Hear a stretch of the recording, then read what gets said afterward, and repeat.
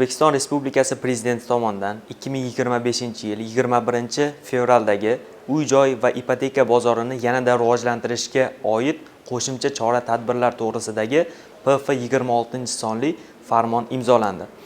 2025-yilda bozor tamoyillari asosida ipoteka kreditlari orqali aholini uy-joy bilan ta'minlash dasturi doirasida hududlarda umumiy maydoni 8,1 million kvadrat metr bo'lgan 135 mingta xonadon quriladi.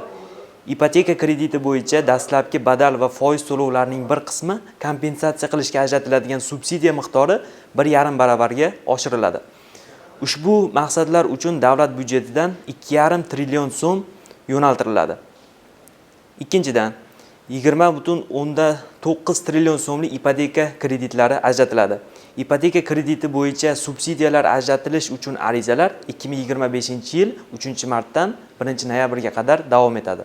2025-yil 1-martdan boshlab renovatsiya asosida ko'p kvartirali uy-joylarning qurilishi boshlanadi.